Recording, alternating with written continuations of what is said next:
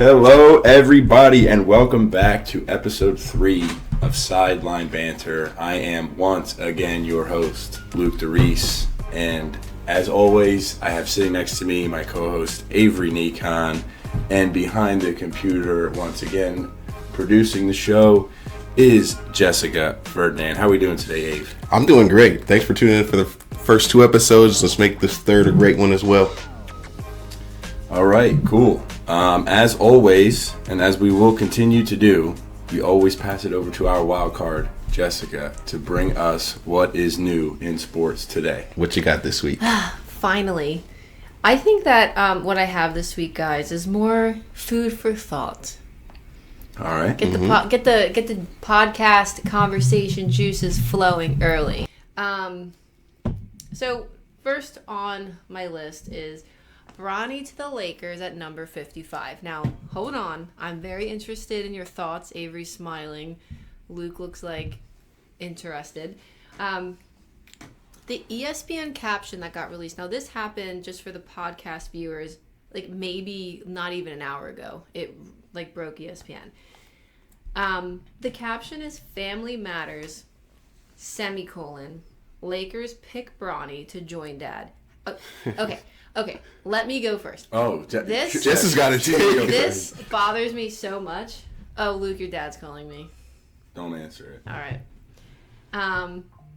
Pierre trying to make a very he just quick called Trying to me. make a guest appearance. It's only episode 3. Keep telling him no.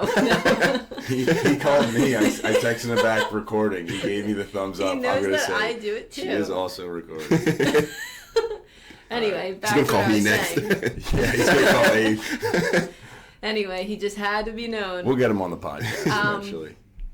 All right, so Family Matters, Lakers pick Bronny to join dad. I think that this is so odd, personally.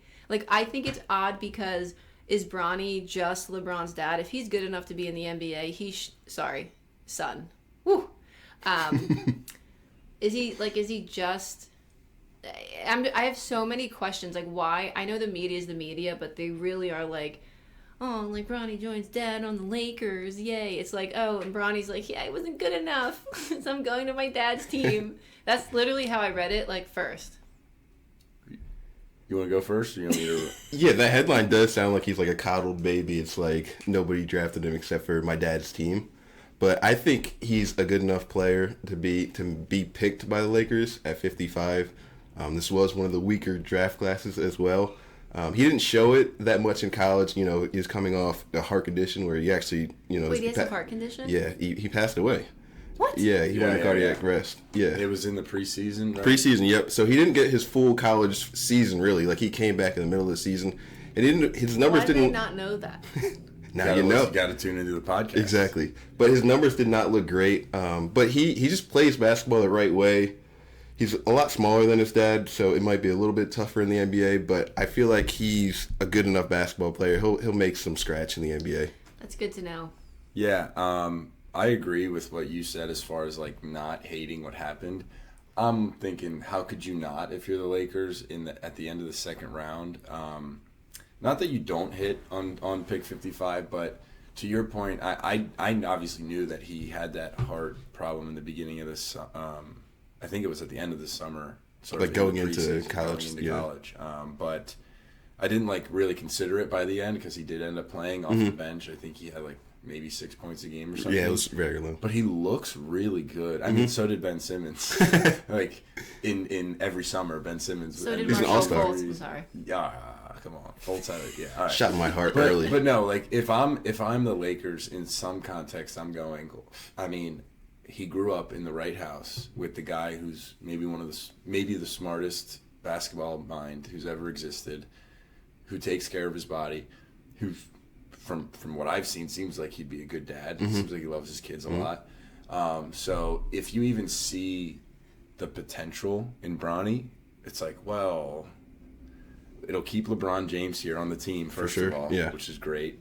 But then also, I don't know, I feel like later on, we've both played pretty high-level sports. At some point, you do start to understand where it's the kids who grew up, talking about it and learning it they might not be quite as athletic as like a Johnny Cooper, but Johnny had no clue what to do on a basketball court. So, like, for me, it's not like they just drafted some hooligan. He's pretty good. He seems like he's got a good head on his shoulders. Obviously, I don't know that it's just because Daddy's there. It obviously plays a role in it, but, you know, he went to USC. He played. He didn't look embarrassing out there. I thought it was like, of course that happened. Yeah, I mean, we were talking about it going into the summer. Would they pick LeBron James' son? I just think it's a great moment for a father to have his son be drafted to his basketball team and play alongside with him. My favorite thing ever in sports is Ken Griffey Jr. and his father going back-to-back home runs. It's so cool. It's like the dream come true. Mm-hmm. Yeah, like the ESPN just came through again. Well, I say ESPN. I have notifications sent to my phone, and it's just like the caption of this is historic. So it's definitely a moment. I mean, like, sort of the situation, and since we were on NBA, I can bring in WNBA, but like, I know we have the Angel Reese, Caitlin Clark, but when you're kind of somewhat invested. So now even if you don't like basketball, which I'm sure we all can be like, that's weird, but if you don't like it, you somewhat even want to tune in to watch him play with his dad. You know it's going to happen. I can't wait to see Bronny throw an oop. That's like, that I was going to say, what's the equivalent to going back-to-back home runs like the Griffeys did? Probably an oop, honestly. Yeah, I don't know. Maybe it's so much different. There's not like one play that they. Well, maybe like if Bronny shoots like a game, three like, to like tie it, and then LeBron comes down and like hits the dagger, or like imagine in the finals, what was it, the 2016 finals when LeBron blocks Iguodala and then Kyrie hits the three. Mm-hmm. If that was Bronny hitting the three instead, that would be pretty cool. That would be an insane moment. Yeah, like when what's his face. So sorry to what's his face. Passes the ball to Michael Jordan for the iconic three that he takes with that, you know, the picture. Steve Kerr, yes. I think Mike. Oh yeah. Like that would be equivalent for me. Like they both have an assist to each other then, or Mike didn't get. I think Mike passed it to Steve Kerr. Yeah. That was in the next game or the game before. Actually, I thought it was that, but then I got nervous and I just like. You're like, there's no way it wasn't Michael that shot. yeah. No, that's. I'm all good with the Michael Jordan erasure. If that's what we're doing here, I would love to hear that. Yeah, I'm happy for it to have been Steve Kerr who shot all day. It was definitely Steve Kerr. No, yeah. The Last Dance didn't happen. The Last Dance was all made up. So, that's a fun first news thing though. Jessica. It's interesting. I actually didn't know that. I heard you and Ave talking about something. Oh, you didn't know what happened? No. Yeah. So also, you do know this, but French players actually made history. They were the first 2 picks in the 2024 draft. Do you want their names? I think I can name some of them. Zachary.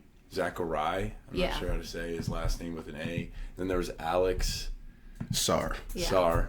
So that was 1 and 2. I think Sarr was supposed to go 1. Yeah, Sarr was definitely supposed to go 1. But I think Zachary was supposed to go 2. So I don't think it's that deep. But they had 3 out of the top 10. Which is ridiculous. Yeah. These foreign players are coming in from the European leagues and absolutely dominating in the NBA. So this makes a lot of sense. That is a great question. I think fundamentals are taught so well over there. Here we just have these athletic guys that just say, hey, we're playing every single weekend. We're not practicing at all. We're just going out there and just straight hooping. That's all we do is hoop. Yeah. Well, yeah, and I think... And we want to shoot... So are the Europeans who want to shoot threes, or is it, like, opposite? It used to be like that, but now I think they just have a lot of craft and skill, kind of like a slow-throwing left-handed pitcher who has plenty of success. What I was going to say to your point about just like the way the Americans play, I think what happens is throughout high school and maybe even college, they use their athleticism so much. They're so much better. And it's like, oh, yeah, go ahead, just dunk it and dribble a bunch and whatever. And then you get to the NBA, and now that's it. Like, they're all playing each other now. The same they're size. all as athletic as each other. Like, there's only, what, 11 400, players? Yeah, there's like 400-some players in the NBA. So it's like, you can't just, I mean, a certain select few can, but if you're really going to make it, you have to know how to play the game. For sure. And so they do a good job at teaching their players how to play the game. Yeah, I mean, definitely. Luke is not athletic. Not at all. Say. But he knows how to stop. That's his thing. He's so good at stopping. Throw that ass back. Hey, yo. You got to AO this early. Sorry. Yeah, so I can only assume that maybe the players that playing style will kind of make the Americans have to play up to them.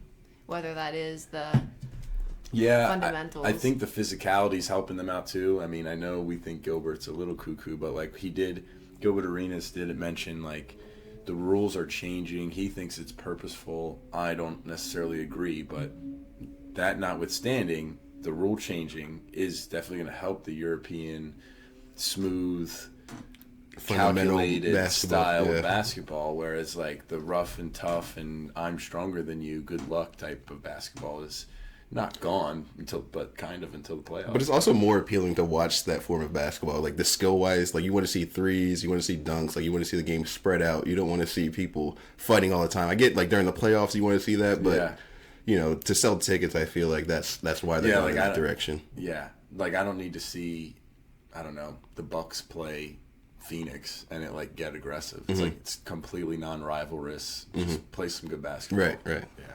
Put people in the seats, man. Cool. So my second point for today was, I couldn't really not bring this up, but the Panthers beat the Oilers to win the Stanley Cup in Game 7. And my only comment, honestly, here is, what a series. Yeah, that's quite the news segment. I mean, it's part of the agenda, so maybe we just kick it off. You don't have to talk about it, but how am I not going to bring up that they won the Stanley Cup? Oh, sure, yeah, fair enough. That's like, what are we doing here? Shout the one. Starting to get mad at me. No, we'll go right into it. Is that your last news or no? No. Oh, okay. We can skip it. Okay, no, that's fine. Yeah, so the Florida Panthers ended up beating the Edmonton Oilers after the Oilers came back from a 3-0 deficit to tie it 3-3. The Panthers snuck out, I believe it was 2-1, if I remember correctly.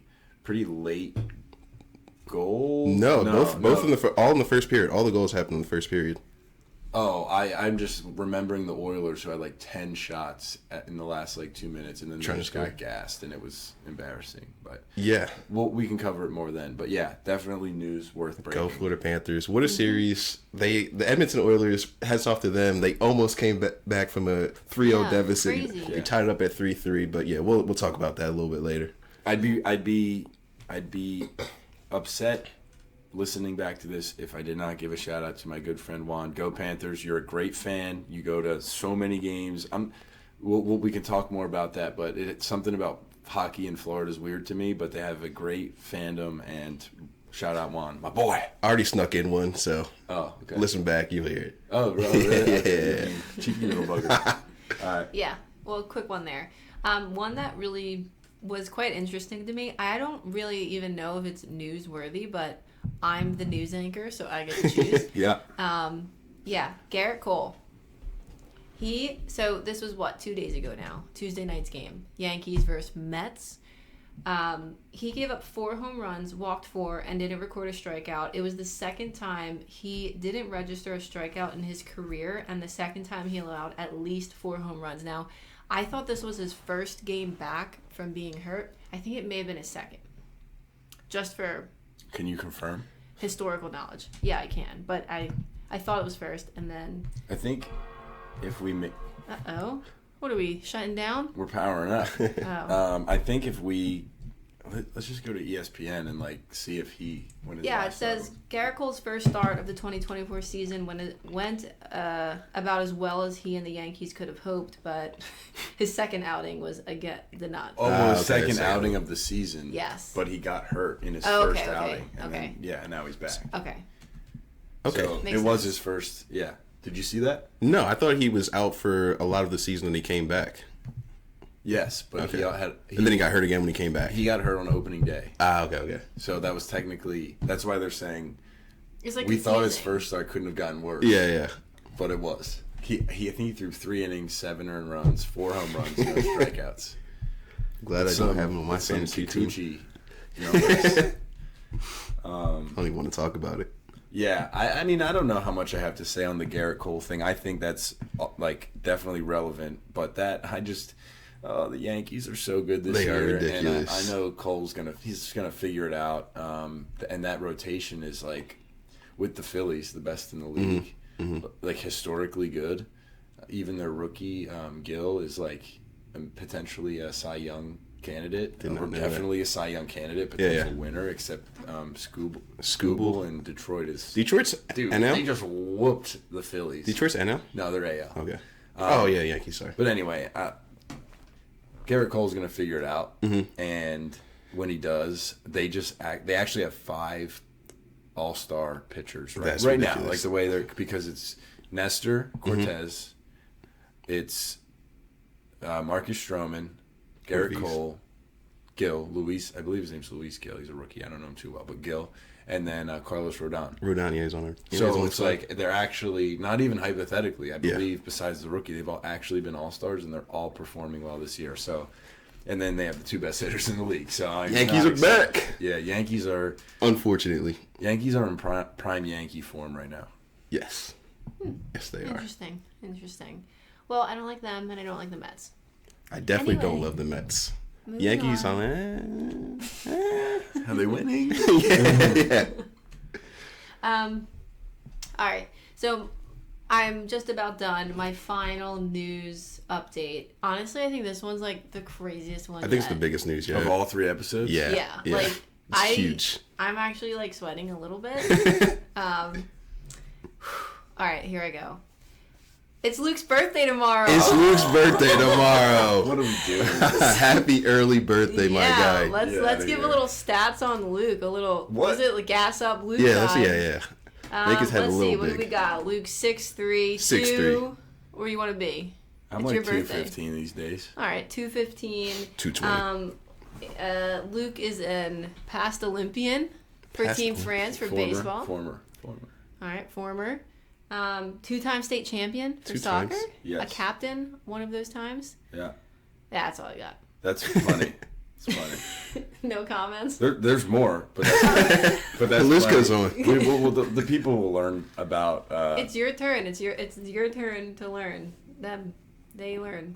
Thank you for the birthday wishes. We're not going to do an autobiography of Luke, but you'll learn. No one said happy birthday, to be fair. You both did. No, we said it's Luke's birthday. I told him happy birthday. Yeah. Oh, you did? All right, so thank you, Abe. Happy birthday. Happy birthday. Happy birthday. Happy birthday. Is that the end of Jessica's news? But that was a bomb right there, though. Yeah. You can't say it wasn't. I mean, hey, Why are you thank trying you. to Like I segue said. so fast? Well, because I don't want to be talking about Luke today. I do. All right. Whatever. Guys, keep doing it. This is Luke's day, man. Fine. It's completed. Okay. Bye. Well, thank you, Jessica, for bringing us the news. As always, it always kicks the show off with a hot start. You never know where it's going, and it always ends up being very entertaining, at least in my opinion. With that, we were gonna. I don't want to kick it off with the Euros again, Abe, and we already touched on the NHL. I think it's only right that league came to a close. As we mentioned already, the Florida Panthers are 2024 NHL Stanley Cup champions. Oddly enough, or I guess not so oddly enough, Connor McDavid is the playoff MVP. Any thoughts on that before? So, is he the playoff MVP of the whole playoffs, or is it just singly the Stanley Cup? Yeah, that's a great question. In hockey, they only do an MVP for the entirety of the playoffs. Got you. So I didn't think he had, numbers-wise, a great Stanley Cup as far as the last series.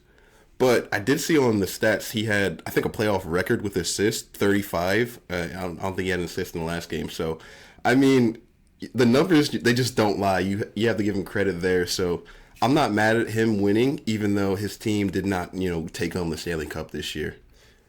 Yeah, it's definitely one of those historically close ones, and we can talk about a couple as we continue here. But I don't think he didn't accept it. By the way, wow. Yeah, I don't want to segue too far off of my opinion on it, but I do. If you can try to remind me, talk about him accepting it or not. Okay. But yeah, I don't hate. I don't hate. I like him winning it. I think he was third ever in points per game throughout a full playoffs behind Gretzky. The great one, yeah, the great one. Yeah. Lemieux was in second. And then also broke the record for assists. So, I mean, the Panthers, I think if you ask the Panthers, based on what I've heard and then even hearing their interviews after the win, that is like a team. Like, they love each other. They were very much like, these are my brothers. And even the coach was like, like you come into the locker room and everybody treats everybody with respect, which I mean you would hope would happen, but I'm sure there's a lot of controversy in a lot of locker rooms. So they're very much a team, and so with McDavid breaking records on the other side, it was like, okay, yeah, I guess we'll give it to him. But yeah, so that's my opinion. I don't really kind of I guess where you stand. Like, how could you not? It is what it is. But as far as him not accepting the award, I feel like he's kind of put into a lose-lose situation there. Yeah. Like, what would you do in that scenario? I mean, obviously it's heartbreaking, right? You just scratched and clawed your way back. You're in Game 7. You're one goal away. He didn't particularly play well, but he did the past 2 or 3 games. And you could see him sulking on the side. I mean, not as badly as Caleb Williams in the middle of the season in his mom's arms, but he was like his head down, helmet strap off. And you either go into the locker room and say, like, hey, I'm here to win, and I didn't win, and I'm bummed, and I'll get the trophy in the mail. Yeah. Or you go out and you're like, well, because then it looks like, okay, there's Oilers fans that are here too. Like, they want to see him take the award. Yeah. And he didn't get to do that for them. But I don't know how much that matters, I guess. Like, because if he does go back out, then what are people going to say? Oh, like, it's not about winning. It's about winning this trophy. Yeah, but then it's like, no, you're a weirdo for saying that. It's like, of course not. They gave me the trophy. I'm going to accept it. So that's kind of where I fall. It's kind of a lose-lose for him. Yeah. So what would you do in that scenario? Oh, you're still gonna, yeah. Dodge that. I'm going to weasel back to that one. I'm a pretty emotional guy, so I probably go to the locker. I probably do it. You wouldn't come back out. No, I'm like, I'll get it, but I'm so pissed. I want to be with my teammates. I am absolutely leaving with something. Like, you know that Denzel quote? I am leaving with something. I'm taking my black ass right back on that ice, and I'm leaving with that trophy. You're throwing it up to the fans, giving the fans the finger. None of your players can say what? Yeah, that's funny. Oh, boy. Yeah, I'm leaving with something 100%. Like, if I deserved it, I deserved it. I'm going to be pissed off that my team didn't win, but I'm leaving with something that night. Yeah, you got to drink that something. Yeah, I flew all that way, you know. I've got it. Yeah. I'm leaving with something. Funny. That's funny. Yeah, that's fair enough. So, all right, last thing on this, unless you have more that you want to talk about. So, McDavid won the MVP, but his team lost. Now, I know it is a little bit different in hockey, so it's a little bit easier to give it to him because they're considering the whole playoffs and not just the series. Any other players that have lost in finals or Super Bowls or championships that you think are worth like bringing up for because won? They just played so well. They were so dominant. Yeah, it is a weird one because I guess there's got to be no one on the other team. Like, it's got to be a very team-ish team. But there's maybe one or two I can think of, I guess. I've got to go with LeBron James in the 2016, 2015? The 15-16 when they gave it to Iguodala. Is that what you're thinking? Yeah, exactly. That's the year. Yeah, I mean, I'm in the same boat. I think he averaged like 36, 11, and 8. And the only reason Iggy got it is because he guarded LeBron. But he held LeBron to those numbers, which is horrible. He did a horrible job. So, and LeBron probably shot like 50% as well in that series. Yeah, and did they go to Game 7 or just 6? I don't remember. I think going to Game 7 kind of changes things because then it's like, all right, it was a nail-biter last game, whatever. So that helps McDavid, I suppose, in a bit. But yeah, I'm with you. I thought this was going to be fun when I was like thinking about it, but there aren't that many that outperformed so above and beyond that you they have to get the trophy, you know. Yeah, because at the end of the day, winning is the main thing. Is the main thing. Yeah, so like there should be a lean towards the winning team. Definitely. So you really have to outperform the other team. Like I thought about Allen Iverson, for example, in 2001, but they didn't actually compete that much, even though he was phenomenal. Right. And like Kobe and Shaq's numbers were out of this world, exactly. So it's like whatever. Give it to the winning team, better players. Whatever. It also was a gentleman's sweep. So the Sixers won the first game. They went in LA, won the first game, and then they lost 4 straight. So I don't think you can give it to a guy that lost 4 straight games in that series. Yeah.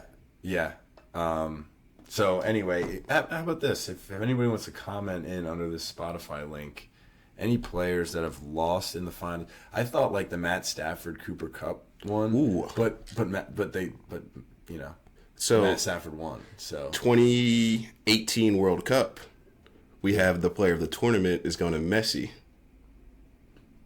no, Messi won and it went to Mbappe. No, this is 2018 Oh, I'm sorry. Yeah, when he lost in the final. to Germany. Yes. But he won player of the tournament in that tournament, which he was spectacular, Yeah. and he's the best player in the world, probably the best player ever. Yeah. But that's what I'm bringing to the table for this argument. There are some players that are so deserving that you have to give it to them.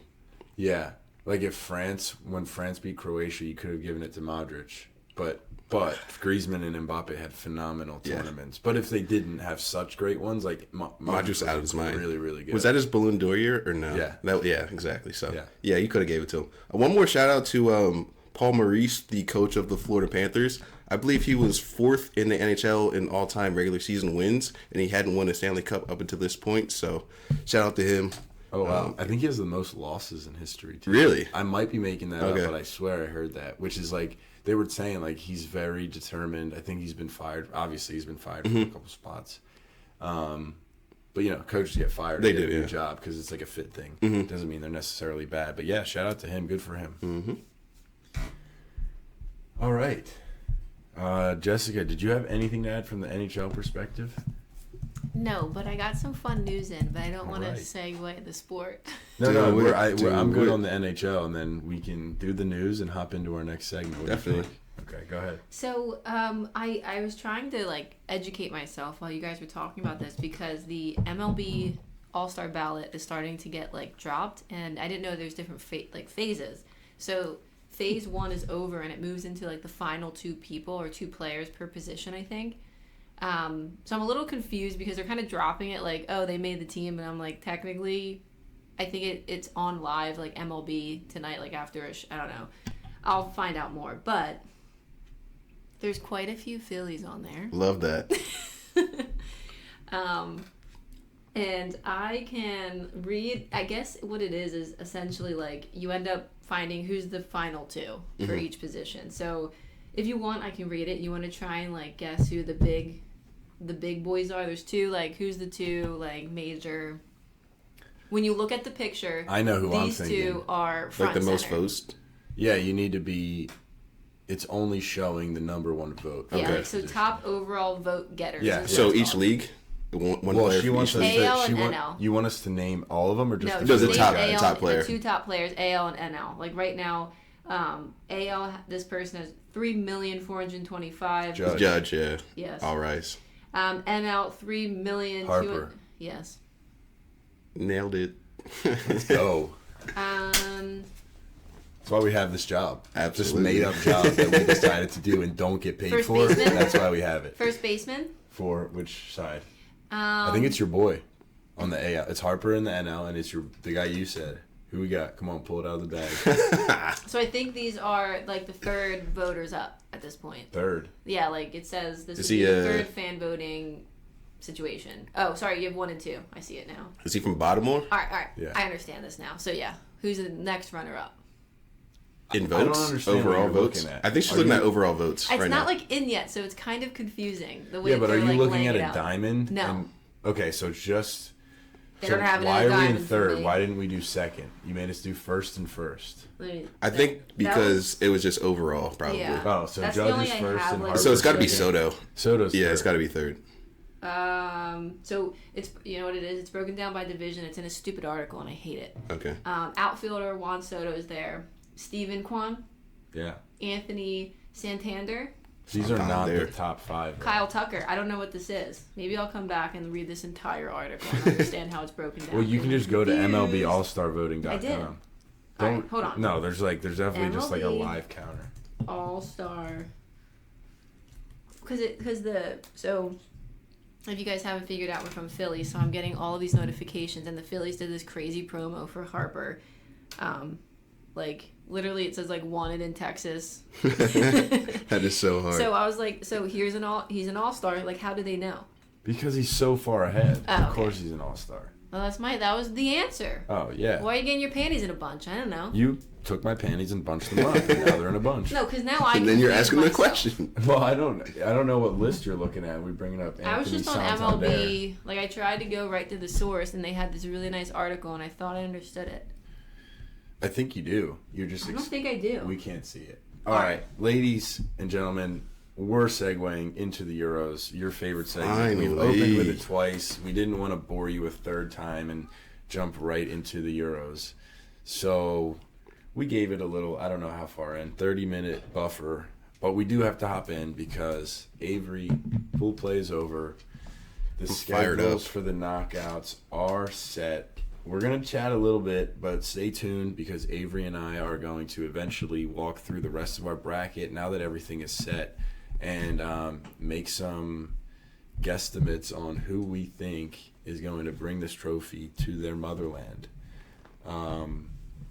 So, Ave, I'll let you open. Did you have any shockers or surprises in either particular games or at least the way things ended up, laying out, falling together? So I definitely want to call out Group B. Group B was absolutely incredible, sensational. But Croatia, they didn't make it into the next round. And then we have Spain with, the only team that swept their group with 3 wins. They're looking really, really good. And then that game, did you watch that Italy-Croatia game? So Modric scores a pen, and it might have been the first half or second. I'm not sure. So they're up 1-0, and they're saved or denied or. Oh no, I'm sorry. Yes, he did. Yeah, he missed the pen. It got saved, and then he scores like 3 or 4 minutes later. Yeah, it's like very shortly after. And then he gets subbed off maybe in the 70th minute or so, and Italy's down 1-0. They're pushing for a goal, and the goal comes from the most unlikeliest of sources. So their center back travels he does 4 dribbles through the midfield. Passes it to the left back, and he scores a banger, like an inside of the foot. That's what it's all about. Dude, it was amazing. In the 80th, 88th minute or so, and they tie it, and they go through, and it just breaks Croatia's heart because they needed that win to get enough points to go through. Well, would Italy have made it through with 3 points if they lost? It would have been dependent. So it would have been really dependent. Yeah. Well, what are you going to do if you're Italy? You got to score. Yeah. The fact that it was center back to left back, that's tough to see as a Croatian. It was a banger, though, one of the goals of the tournament. Yeah, not to say I told you so, and you didn't deny it, to be fair, but I knew that Croatian magic had to be coming to it. Yeah. They had a legitimate run. 6 or so years of, seriously competitive world-class soccer, and they might still be relevant. They're still a really good team, but Modric was really incredible, and he can only carry a team so far. They had Perisic and Savic, I believe his name was, in the back. But, they come in third. They don't qualify. It is what it is. I'm not married to them, but I feel bad for Modric. Yeah, and it's probably his last major tournament at 38. I think he did renew one more year at Real Madrid, but it is, unfortunately, the curtain's closing on him. So you wanted to see him win one because he's gotten so far in these previous, World Cups, Euros, but they just didn't make it out of the group stages this year. Yeah, and then I'll dive into Group C and D if you want. I know England ended up with 5 points, but I'll be honest, dude, I'm really. Sorry, you can rip a big cough. No, we're good. I'm really not impressed. No, I'm not impressed at all. You shouldn't be.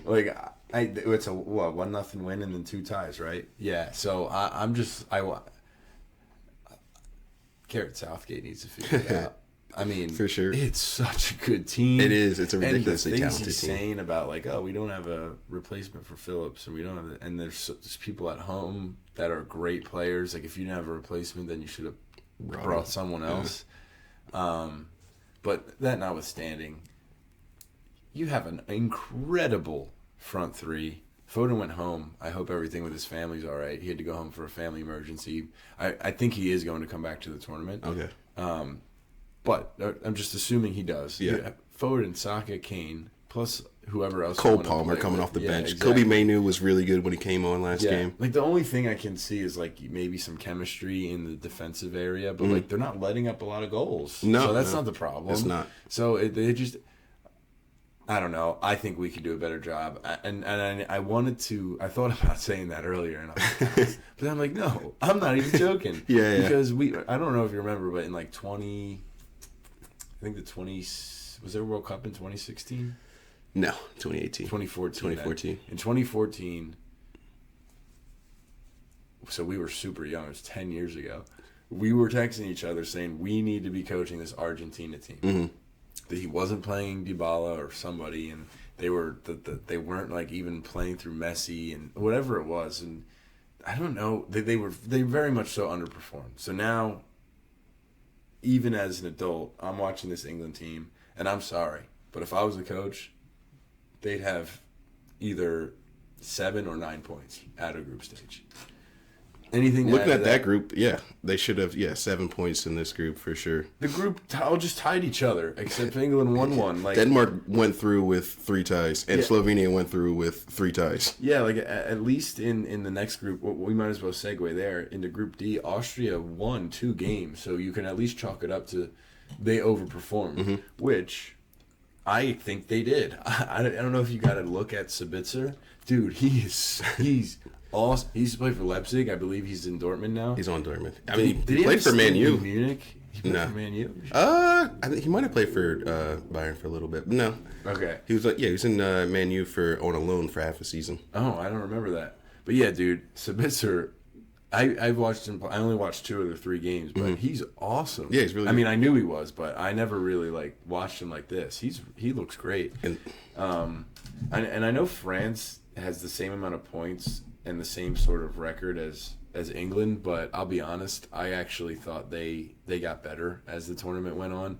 That last game against Poland, that Polish goalie was unbelievable. Yeah. Unreal. Yeah. I mean, like Mbappe had some of his shots weren't great, but he had probably 6 or 7, and 4 or 5 of them were great shots. Mm-hmm. That goalie was out of his mind, staying on his head.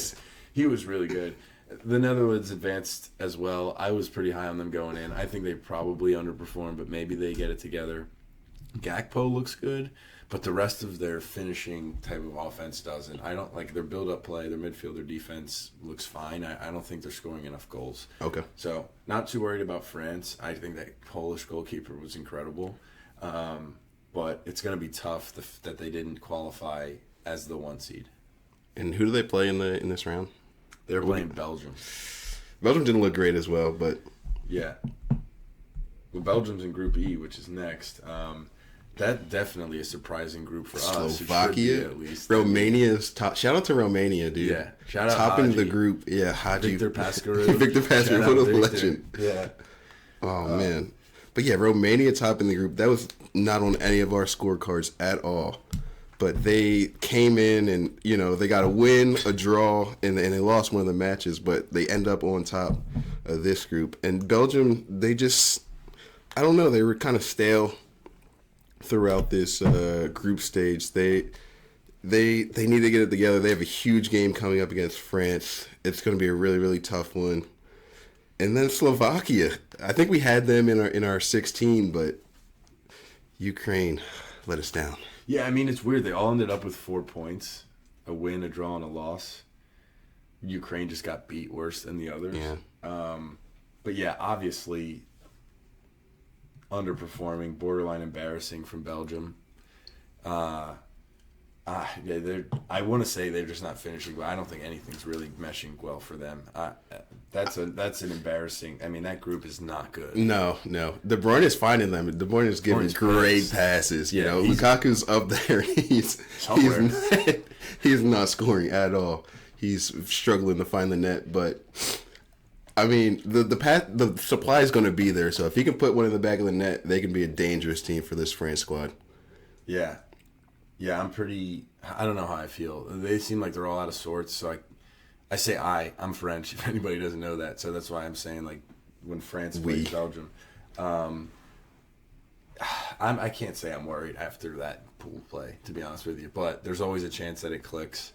Even players like Trossard that other people don't really necessarily hold in high value or skill. Should.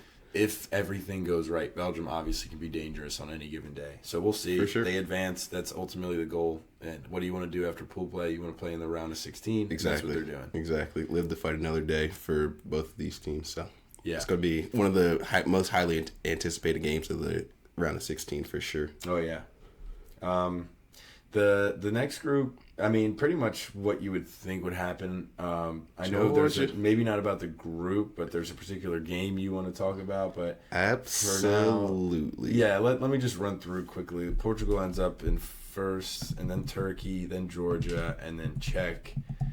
Pretty standard. I think maybe Czech could end up in front of Georgia. I don't know, but Czech did not perform well. Georgia performed pretty phenomenally. And, of course, Portugal ends up on top in a not very strong group. But what do you got with that, Abe? We predicted Portugal to win this group, but I would say the shocker of this group is Georgia coming through and beating Portugal on match day 3, 2-0, and absolutely just took the game to them the whole time.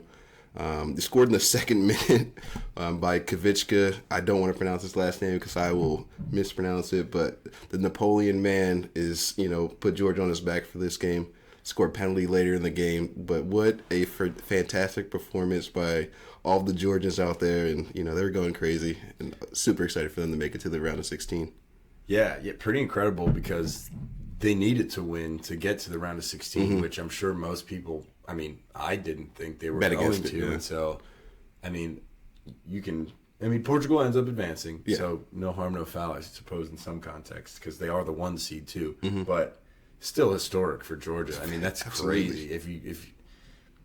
If you assume Portugal was playing a competitive game, that's got to be the biggest upset. I know we mentioned one last time. What was it? Belgium's lost to Slovakia? Yeah. Georgia's maybe lower, yeah. Let's see. Yeah. But that guy from Kavicka, he's good for Napoli, too. He's great. Not just like a fluky Georgian guy like Shaqiri, who's like only good for Switzerland. He performs for Napoli. He's good. He's a really good player. He's very technical, and he's a little bit taller, but great winger. Gets inside, he can pass the ball, can score. He can do it all for Napoli and for the national team. So I'm excited to watch him in the round of 16. Yes. Who would have thought that Georgia, the 75th ranked team in the world, and Portugal's what, top 5? They have to be, yeah. Oh, they moved up to 74 now. I don't know if the rankings just got updated, but what a match. What a game.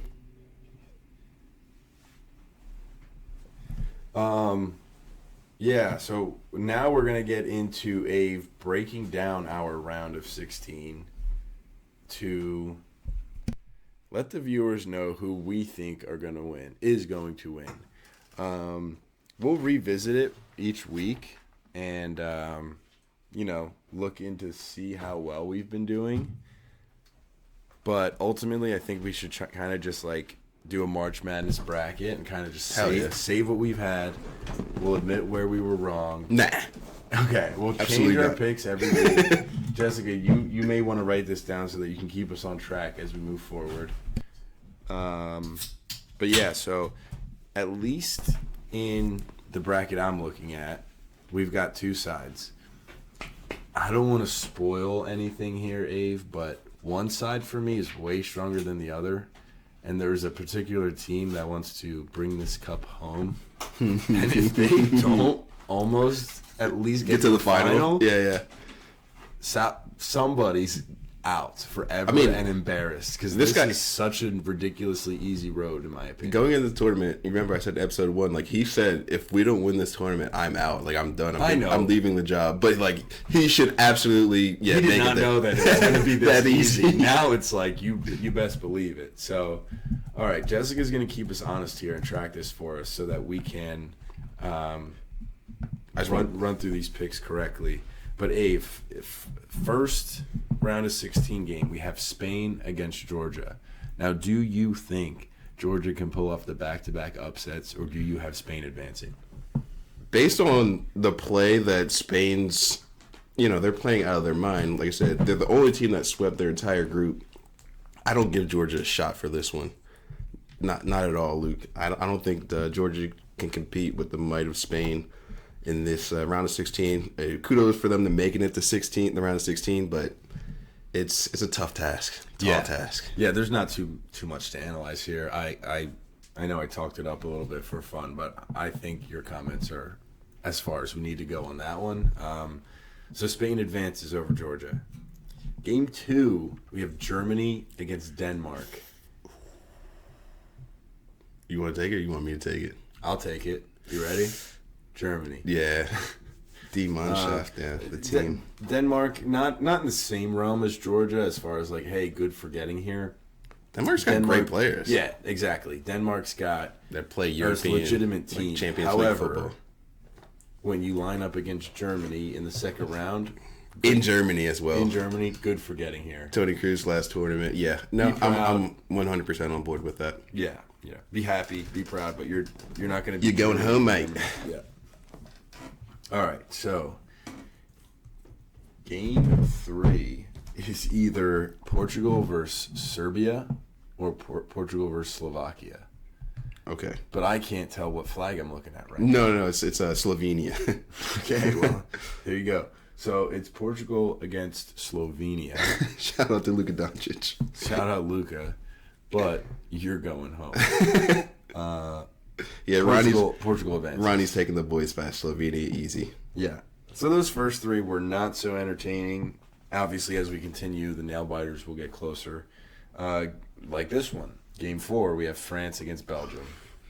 You're taking this one. All right, I'll take it.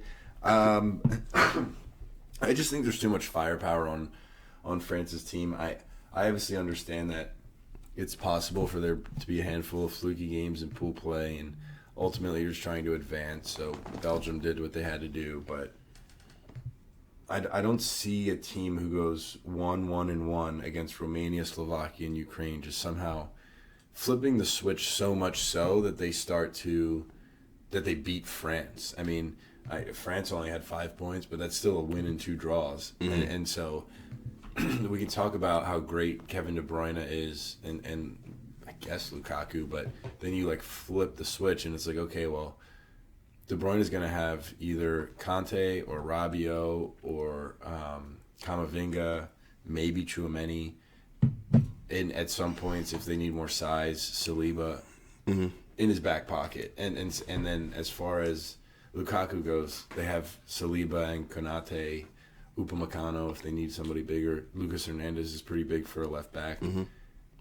I don't see, even though I was relatively high on Belgium generally, after what I've seen in the past 3 games, I don't see them turning it around so much so that they just walk in and beat France. Yeah, I'm all the way with you. One thing we have not talked about is how welcome N'Golo Kanté has been to this France squad. He missed the last major tournament with injury, the World Cup, and he has been the absolute engine that he was in the 2018 World Cup. He's been unbelievable.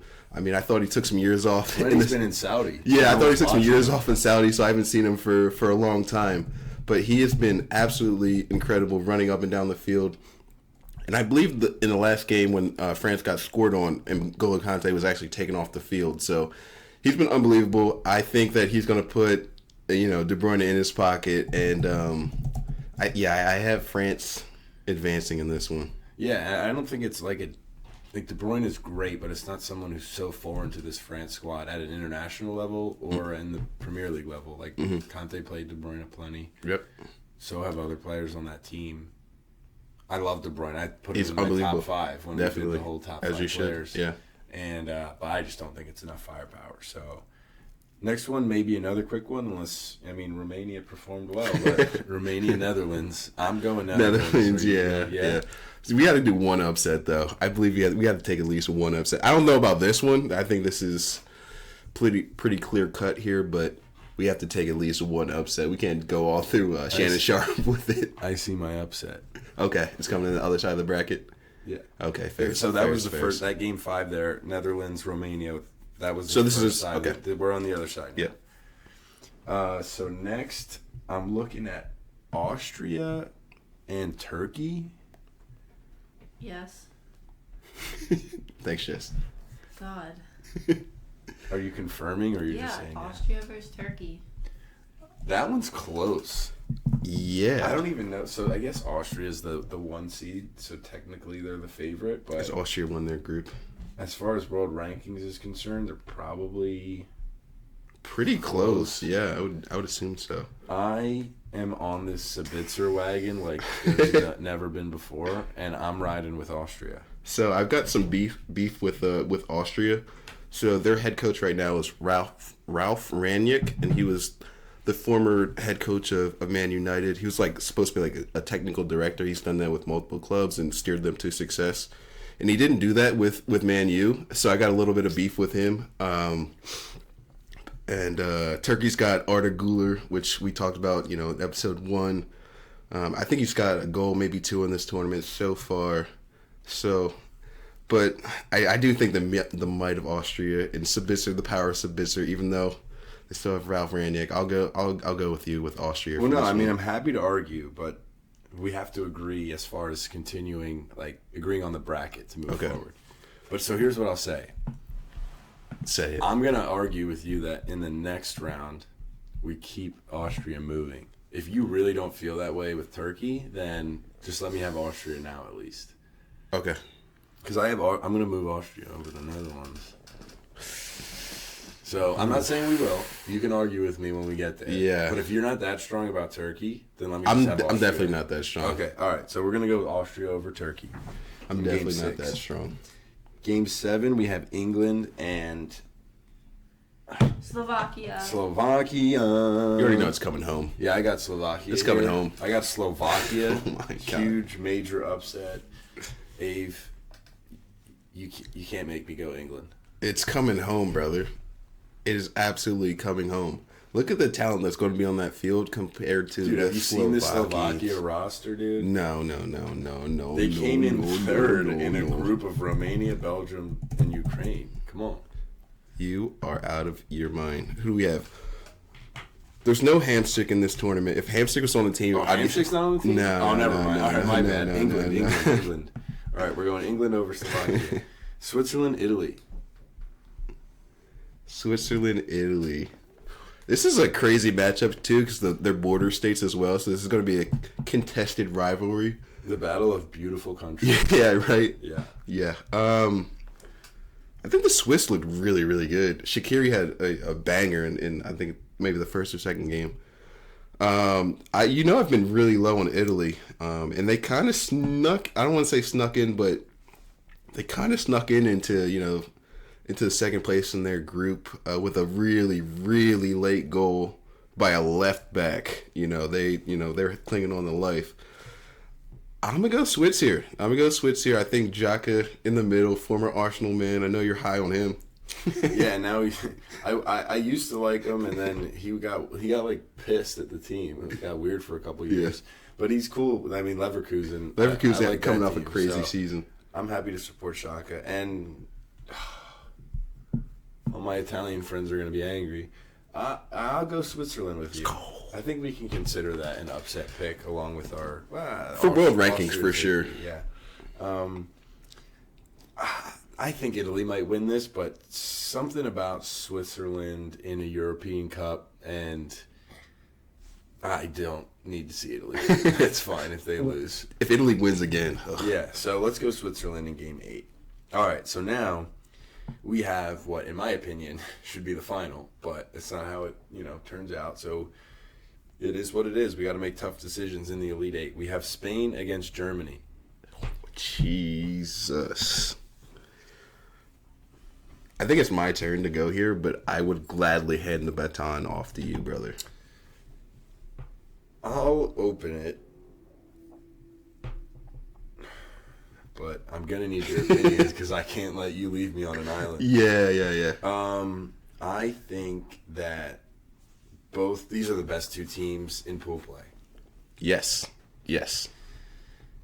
I thought they both were well-rounded and dominant, but ultimately, I think one team's got a little bit more dog in them, and I think the other team will probably win the World Cup and the next Euros, or one of the two.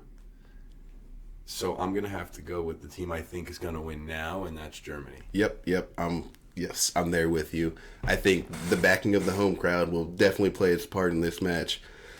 Spain, will come into this game not having lost throughout the whole tournament, but I think in this one, I'm just going to edge it out to Germany, maybe like a 1-0 game, maybe like a...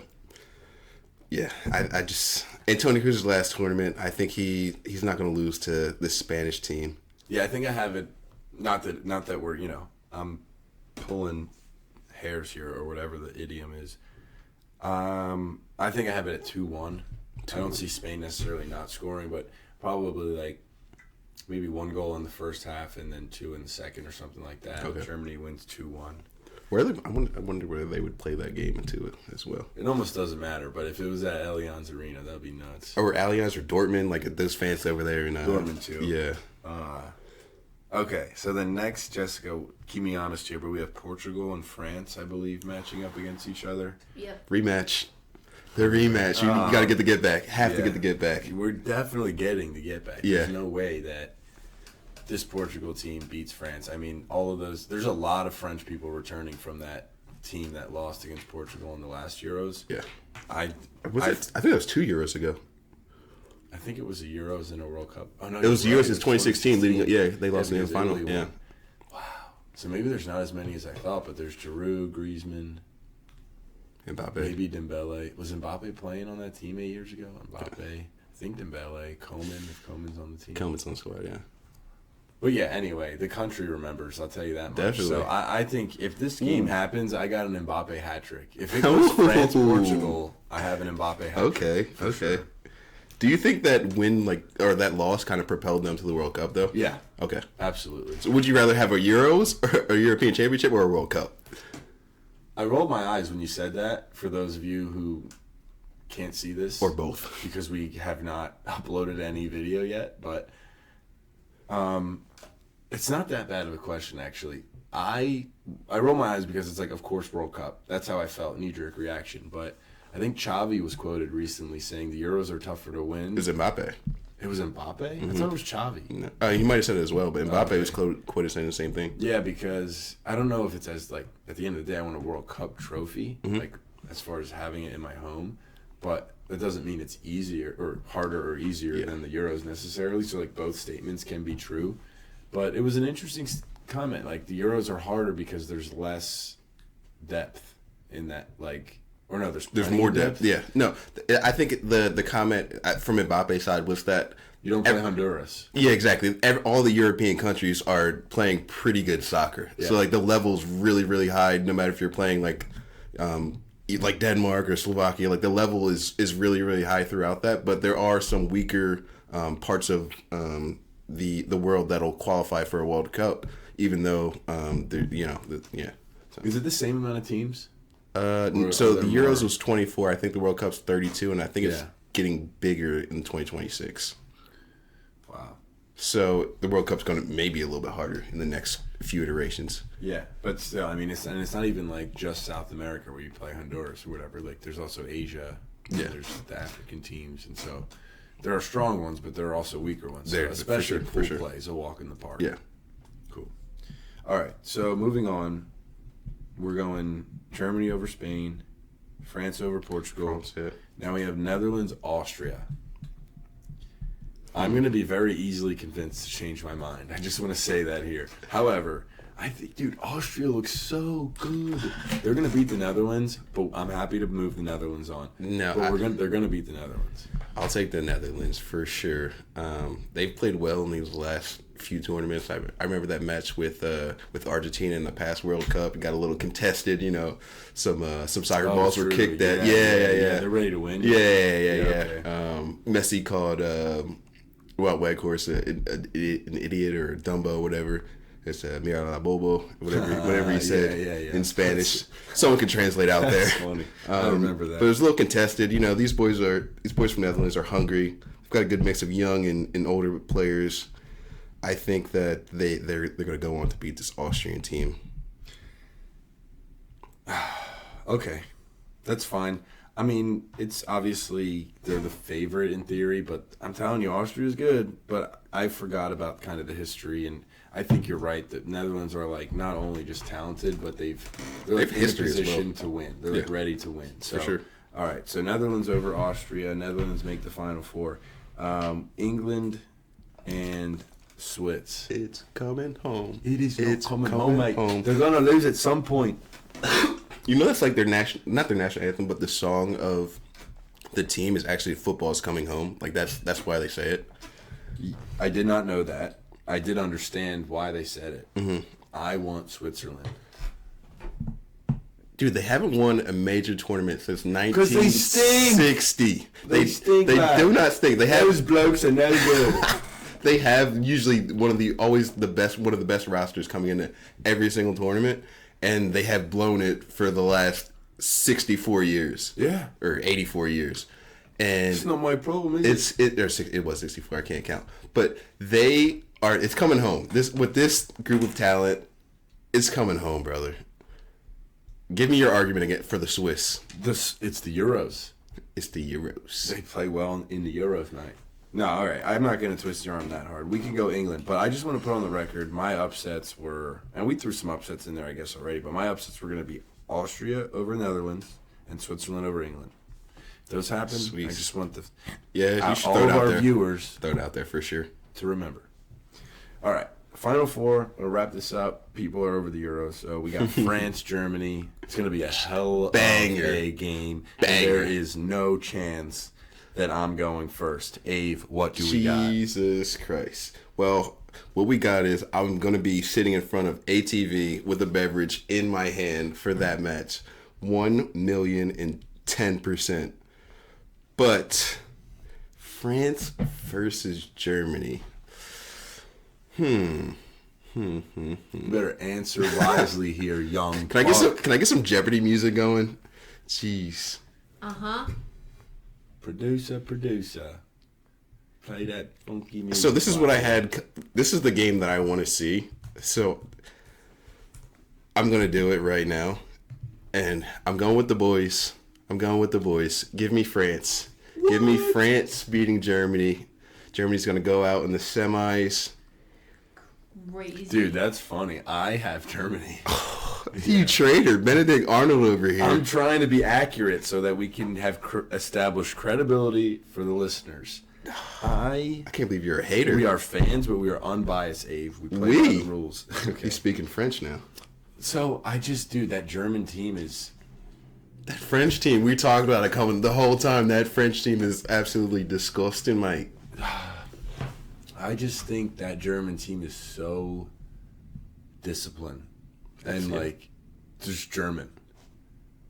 Like what question do you need answered to move Germany on? They're my winners.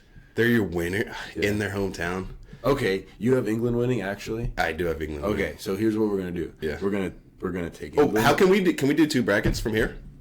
That's what I'm saying. Okay. No, let's just have England over. I'll give you England over Netherlands. Okay. Because I want Netherlands. Okay. I want Netherlands, Germany. You just like tall people. You want England, France. Yeah. As far as okay. So we're gonna go Germany, England, because we're just gonna take our winners. Yeah, okay. Fairs. So we're gonna have Germany over France. We're gonna have England over Netherlands, and I take Germany. You take England. England in the final. Yeah. Okay. We'll bet on it or something. Yeah. We gotta have some wager put down. Yeah. What do you guys think out there? What should be the wager for this? Yeah. For this Final Four. Comment on the video how much money Ave should lose on England. Dude, it's Absolutely gonna be not. weird. I'm going to root for France when they play Germany, but now I feel like I'm in a win-win situation.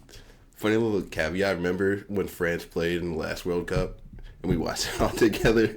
Yeah. And I was going for Argentina. Oh my gosh, yeah. I almost did not make it out alive that night. Oh, man. Well, Argentina won, which sucked. So But you chose Germany versus England, in the final, and who wins? I have Germany. He has England.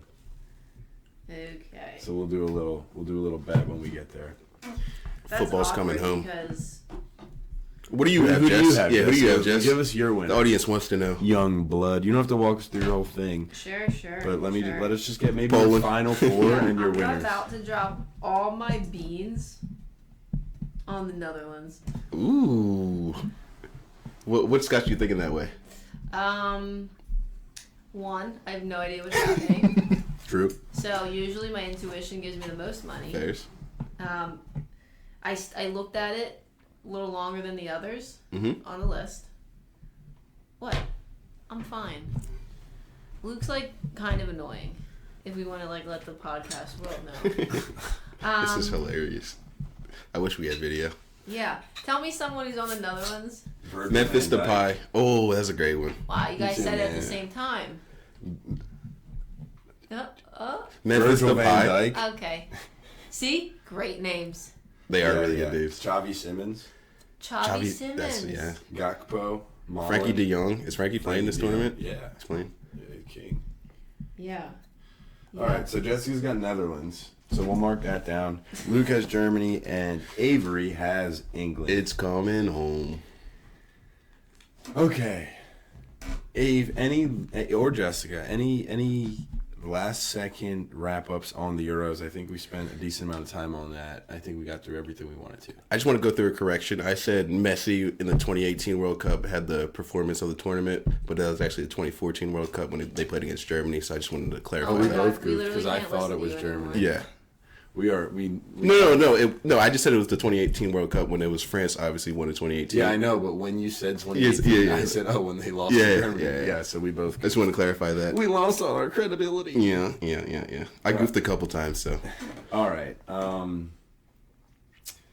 Next on the docket, we have the College World Series. Dude, Yes.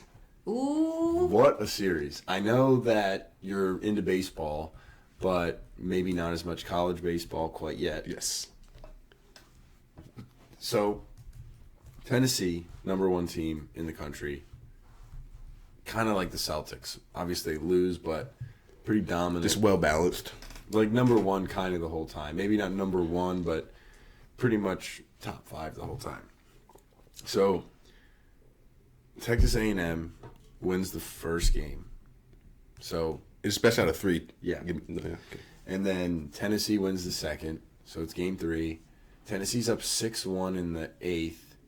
Texas A&M scores 2 in the 8th. Has a runner on second.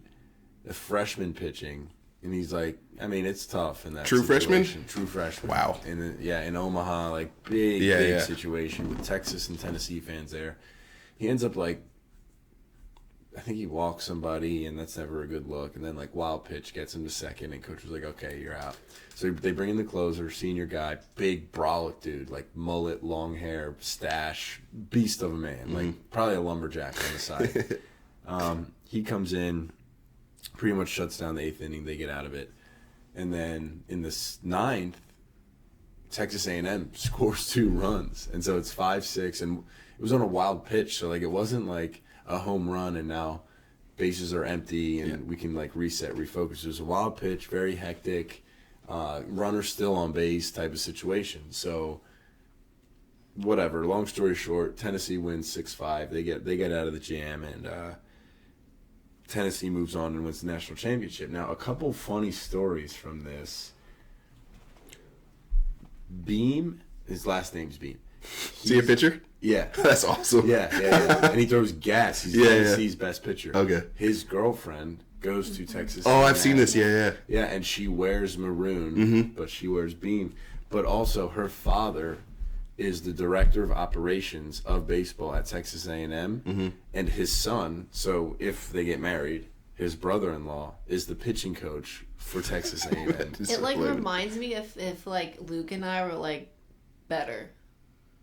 Like when we if Nick was the coach of someone I played in college. Yeah, but like we sort of had that dynamic, but like at It's a exactly very what we were, but minuscule we didn't play against Nick. level. It's exactly what we were, except I wasn't. I as wish good you as would him. play Nick. Yeah, Smoke his ass. ass. Oh, all right. Probably beaming.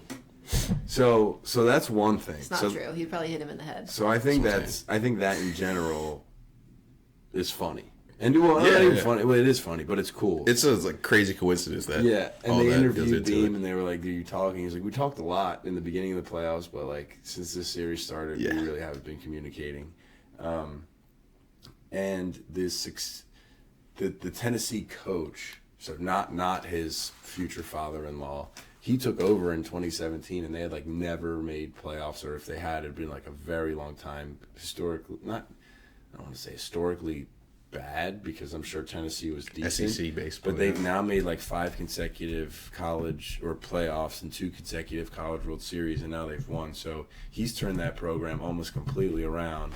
And then similarly, Texas A&M is always very strong, but that coach.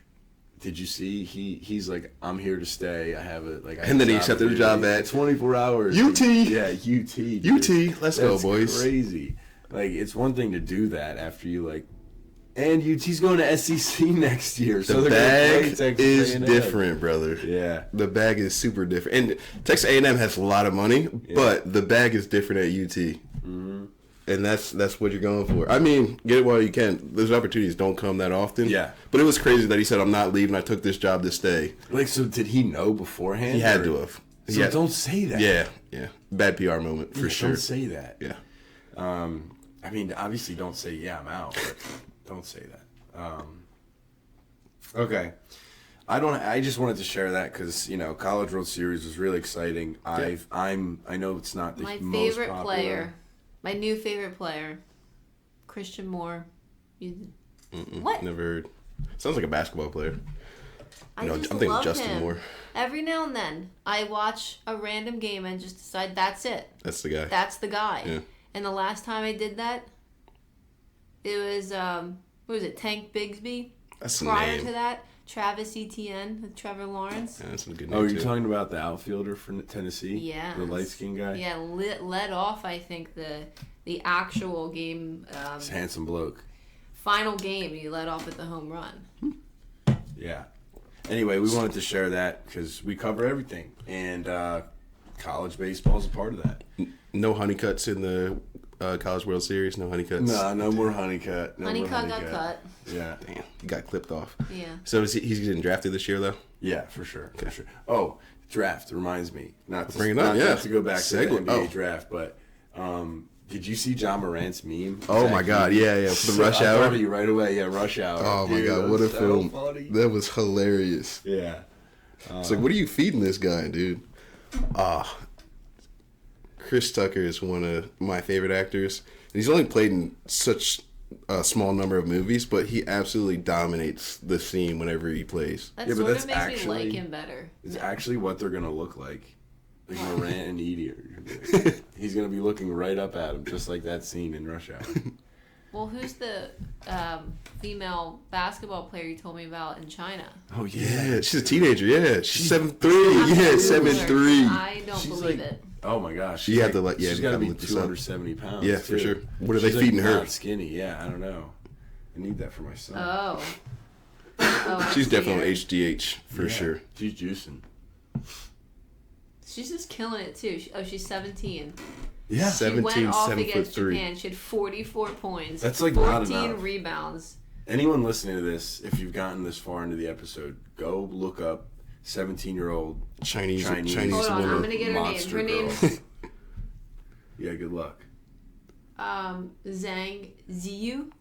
All right, everybody go Pretty look close. up Jiang Ju, Yeah. What? 17-year-old You guys knew it the whole player. time. And you let me go. No. I mean, we just made it up on there. No, I That's just how you pronounce it. I just heard you say it. So, do you say the ZH like J? Ju. J? Ju. Are you making it up? I'm really. He Like, speaks Mandarin. I'm not- Yeah, I what didn't is know. happening right I'm now? not saying it. He's like correcting my Mandarin. I'm not sure, but I feel like I have some Why, Luke? Julia What? and I thought we were gonna go back to your Olympic debut when you were in Taiwan. and that. Ooh-wee. Yes, Yeah. and when I played in Taiwan for 2 weeks or 3 weeks. Anyway, yeah, go look at this monster Of a 17-year-old woman, girl. of a She's little a girl, beast yeah. at basketball. She's so good. It's awesome, but incredibly big, which is fine. Just saying. Yeah, I know. Jessica showed you know us what a it picture. reminds I me know. of? You ever see the picture of The Great Khali no, Altuve and Judge. Judge? Yeah. Yeah, That's what it exactly. looks like. Yeah, yeah. You guys are welcome. You don't have to Google it anymore. Thank you. Unless you don't know that picture, then you have to Google two pictures. Yeah, go Google those two pictures.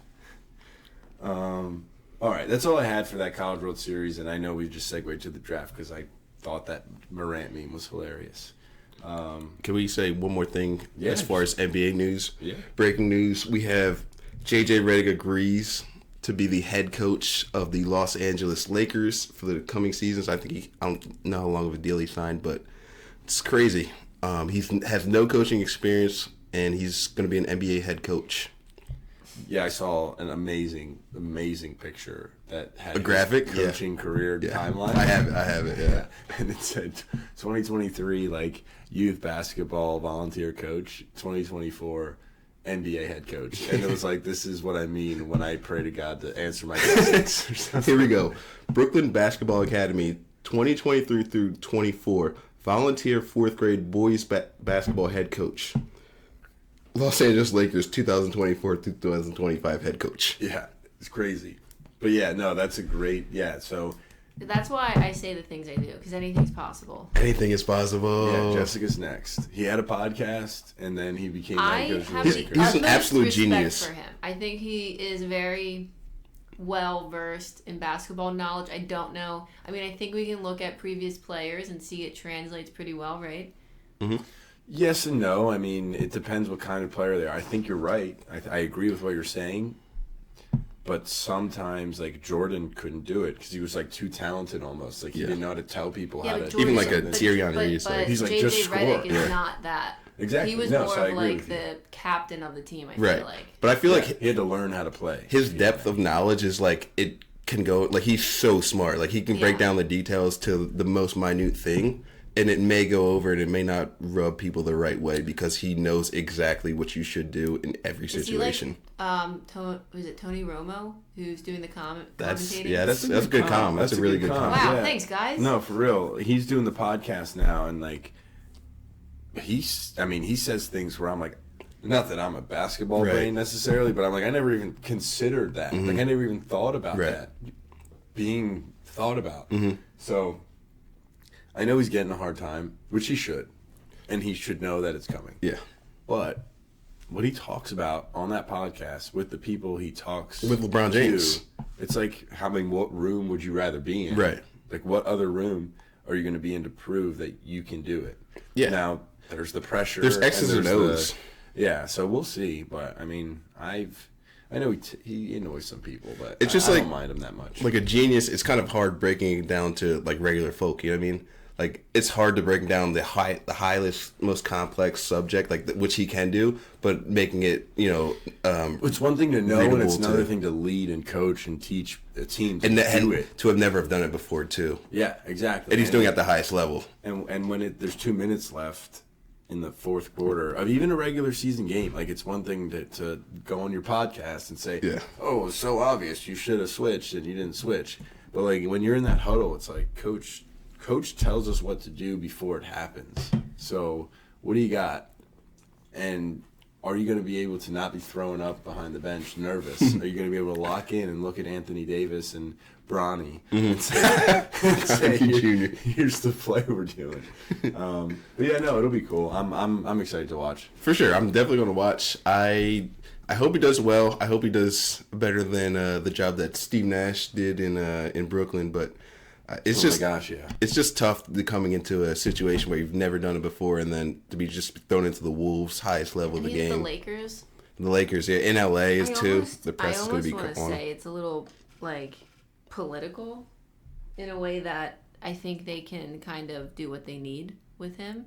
He's not like a coach coming in that's like, I'm respected, I made my name, and LeBron's like, hey, I know what's going on. They're here. friends too. Yeah. Okay. So not only is it, but, like, you know what I'm the saying? angle, the angle you were, I think, coming at it first was like, LeBron can continue to call the shots, but not only that, it's like twofold. It's like he also that podcast we're talking about. Is it together? Or Yes, them two. Yeah, Them it's two, LeBron and JJ. People were just making jokes which might even when they be, came like, out. They better. were like, I don't know. Like, maybe the chemistry's there that. We'll see. Yeah, we'll see. I'm saying, we'll see. Yeah, but how many coaches actually? Well, so okay. My thought process here is: wouldn't you want a coach who's played before in general? Yes. And then I Yes, think about for like sure. really good coaches who maybe like, I think of college coaches usually for some reason, like, go down in history more than I feel like NBA. So I think what you were saying earlier about, like, it depends. Like, with JJ, it's you could see him being a good coach because of the way he played and the player that he was. I don't know what it would be like for basketball, maybe point guards, but Definitely point in guards. baseball, catchers end up making they call the game. phenomenal coaches because they see the whole game, they call the whole game, they're giving the signs So out are there. quarterbacks often become coaches? Not really, no. Well, no, because they retire and they're out on a yacht usually. Yeah. But like a lineman, maybe. Oh, so they get it. Like Yeah. a lineman likes to They're stay living in the life. game and coach, but coaches in football, I feel like usually they don't have longevity in the game because you're so beat up afterward. You got CTE, you don't become a coach. Usually football coaches have short careers. Like they were good. I'm not they were pro. Yeah. But like Ray Lewis doesn't become a coach. Well, I think on the defensive side, I think more coaches are defensive focused for football, at least. And then as far as offensive, nerds. yeah, they just love the game. Like, they may not have made it to the highest level, but like they understand which plays will work if they have a certain player and whatnot. I think you're right. Like defense, it's like, hey, I was there. I was banging. Yeah. Boys. Yeah. I'm Like the coach. Vrabel was great. Yeah. You know, Tomlin was great. I don't know if did Tomlin play in the Singletary. NFL? Singletary for sure. Yeah. But you're right. The offensive guys like McDaniels. McDaniels is just a nerd. Yeah, McVay. McVay's both sides. He's pretty good on both sides. But yeah, they're like, you're right. They're in the books. They love that. Even Reed. Like Reed's a legend. He played. Big Red. Yeah, but Big Red's a legend. He's like his head is down in the books trying to figure new stuff out. Yeah, cool. All right. Well, I don't know how we ended up there, but we ended up there. We finally entered the podcast world. Exactly. It only took 3 episodes. Next on our made-up sort of aloof agenda, unless we have more to add, I have no clue I've got how we nothing. got there, Yeah. so I don't know what topic we're on. But Abe, you want to run us through Go through the race? the Verstappen win? Yeah, there's one thing in particular I want to talk about. For sure. Not too deep, but why don't you lead us off? So last Sunday, there was an F1 race in beautiful Barcelona, Circuit de Catalunya. And this guy, you guys already know who won, but Max Verstappen took P1, and then we took P2 as Lando Norris and the McLaren. And P3, who do we have? Who do we have in P3, Luke? We got that boy Louis Hamilton. back from the dead, first podium this season. Mm-hmm. So Go ahead. for Lewis Hamilton this year, off to a rough start. I don't know how many. I think we're 7 or 8 races in, maybe a little bit more. But he hadn't been on the podium yet this season. And last weekend, he got his first podium of the season. And that makes it 18 consecutive years where he stood. 18 consecutive years. If you asked me how many years he was driving, I think 13 would be the highest I would go. Yeah. At best, I'd be 5 years off. Mm-hmm. Yeah, 18 years of consistency with getting a podium in the F1 Grand Prix, which is absolutely ridiculous. But yeah, just a legend of a driver. Yeah, that's pretty unbelievable. I love the Lando P2 too. Lando P2 for sure. I hope that becomes more and more consistent. It seems like it will be. I don't know. He got his first race win a couple of races ago, so it's good to see. And now he comes in second. Yeah, That's pretty cool. Piastri's doing well in the McLaren as well. I don't know what he finished this weekend, but the McLarens are looking very, very fast and very, very productive for as far as points wise. Did you say Lewis Hamilton? It's going into his how many season? I want to say 18 because I think he's made a podium in every single one of his seasons. It's at least 18. Yeah, it's at least 18 season. So it made me interested, believe and I that. Googled the average lifespan, like a career lifespan of an F1 driver. What do you think it is? 3 years. 7 years. 7.41. Let's go. Damn, I looked it up before. Oh, you did? No, I didn't. I totally I knew just the guessed. answer. Dang, 7 seems like a lot. That's a hell 7 of is a lot, career. yeah. Is it? Yeah. I mean, on average, that means if you get in, you're going to be there 7 for years. 7 Well, they years. say I feel like they drivers sign contracts for retire- multiple they years, though. retire into their early 40s sometimes. So which I think- is kind of crazy to me. The oldest driver out there is, I can't think of his name right Weber? now. No, the guy on Aston Martin right now. He's a champion. Oh, Carlos Alonso. Yeah. Yes. Alonso is I think he's like 44. Yeah, he's old. He was He's goated for a little bit. yeah. he was- He's still really good. Yeah. Aston Martin Dude, puts he a had car a fling in with front Taylor Swift. People don't know that. Did he really? I didn't know that. I didn't know until that either. recently. That's Oh pretty my cool. god, I forgot my breaking news. She brought Travis on stage. I was going to make you guys mad. Huh? I'm glad. See? I'm See glad how that mad he's you on are? stage. It's No, going to be my I breaking love news, it. and you guys were going to stare at me. He looked great. Our boy Travie boy, he took over the whole show. I Did love he? that. Yeah. Well, I love it. he did his job, but the fans were like, "Oh my god!" And I was like, "Watch it in every single angle possible." It's pretty funny. Those I little gotta see it. Swifties, they're like used to her having like a puny little boyfriend, and now Got a man. she's he got a got man. himself She's the got a best man. tight end in the And NFL. man. they're like, oh, he's so handsome, he's so strong. Interesting And, to yeah, your it's pretty note. funny. I'm gonna hop off this one, but interesting to your note. It's actually the average amount of time a driver has been in the F1. Like we said, was 7 seasons, which is the lowest amount since 1994. Wow. And Luke was like, "Wow, I can't believe it's that long." Right. But I'm That's wondering incredible stat. if That's so long. That is ridiculously Because like, what's long. the NFL? NFL's 3 years, I think. Probably like 4, yeah. And the F1 just seems so like Taxing hard. everybody, yeah. You can't But just be old and they're do not it. getting No. like, hopefully, getting like literally hit. No, but But they can. It's, I mean- so mentally hopefully. taxing. It Yeah. is. It's 2.5 But I wonder hours if or an the- hour. In So- every single corner, you're on it full The throttle. engineering has just advanced, I'm sure. So I wonder if You can't lose focus at all. No. It's so you'll die. Yes. That's why I'm like, I can't believe it's 7 years. Yeah. But there's people who went into even the early 50s. It says. That is So, like- ridiculous. that was back when they were dying. that's back. There's no when safety I just think the regulations cars in were those different. days. I think they weren't as fast. I think Mercedes Maybe. wasn't Mercedes, and I mean, they So can the do it with cars- their eyes closed. They can legitimately drive the race with their eyes Yeah. closed. that is so scary. Let's do it. No, not us. Them. Did you see that Speed got into? Yeah. in the Nürburgring. Yeah, Yeah, and he got the, into the car broke down. Did he really? I didn't see He's that. like, help me. What's going on? Yeah. It's so funny, dude. It's That like- guy's nuts. It's one of the most dangerous tracks in the world as well, and he's just like, yeah, let's do it. Yeah. Let's do it. Yeah. What do you think about so after the race, on the couch when all the drivers sit down, they have this little room for all the guys that made the podium, and there's this funny little video of Hamilton sitting on the couch taking a nap, and Max Verstappen walks in, and they're just chatting it up, and they're just having a good time. Like, so what do you think about this rivalry? Are the fans too much? Do you think they're actually friends in real life? Like, what do you think?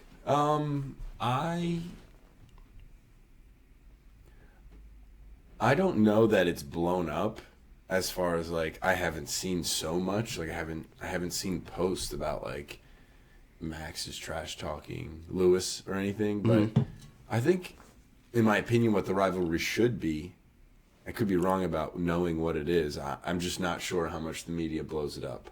But for me, it's almost like a Steph and Luka rivalry, where it's like Steph's never gonna hate Luka because he did his thing, and even though he's still good and he's still legitimate, Yeah.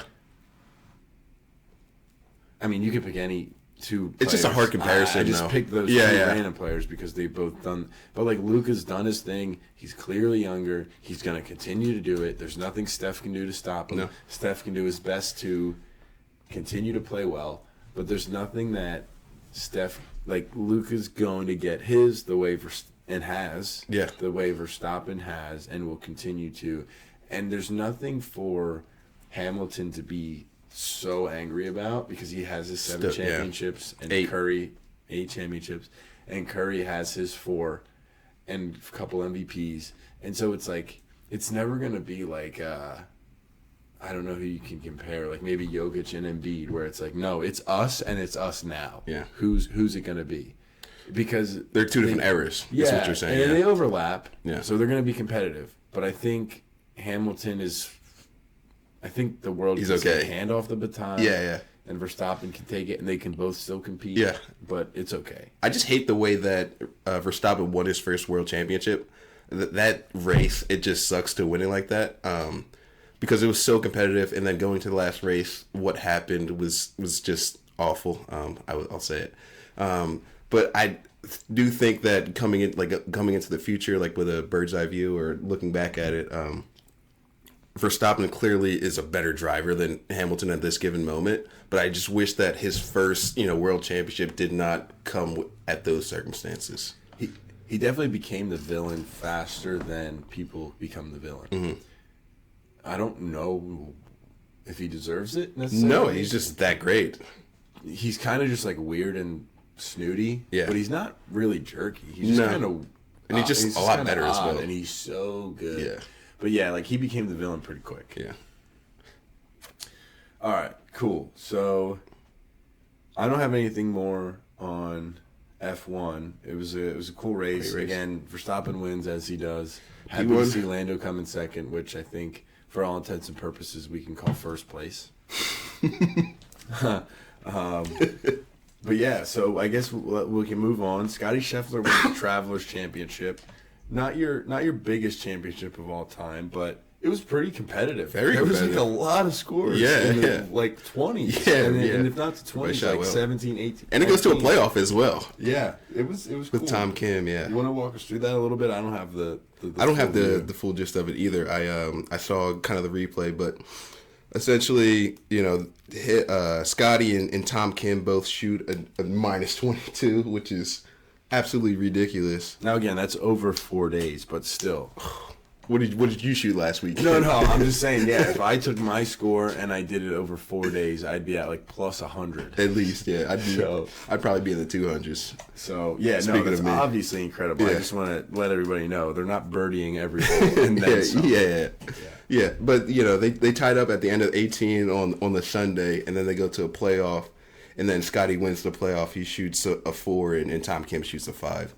Yeah, that's a cool way to end a... For sure, yeah. I think it's very exciting for golf. You don't really get too much excitement, but, to go to a playoff out of two really good players, it's really fun to see. I can't believe I'm even talking about golf on a podcast. I mean, I love it. I love golf. I love podcasting, and I'm happy to do it. But I just remember making fun of my friend's dad growing up. Like, I can't believe he's watching golf. It's 4th of July. Like, let's go eat some hot dogs and play some wiffle ball out back. What a nerd.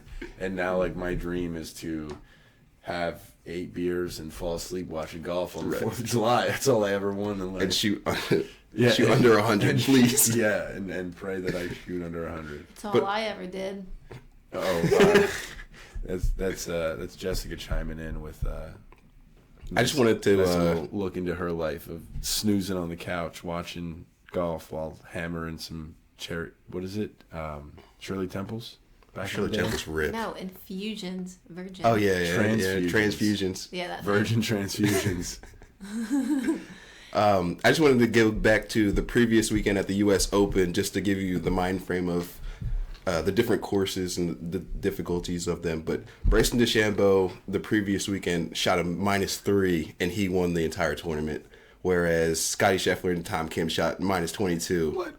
Yeah. No, Scottie. No. DeChambeau definitely. Wait, this weekend? No, the previous. I'm saying the U.S. Open. That difficulty of the course. Yeah, I know that's what I'm saying. Okay, yeah. I was just pointing that out. But yeah, -6 versus a -22 will win you this weekend. Absolutely. Cool, yeah. So not a big tournament in golf, but obviously we want to make sure we're covering everything. Scottie is just on that guy.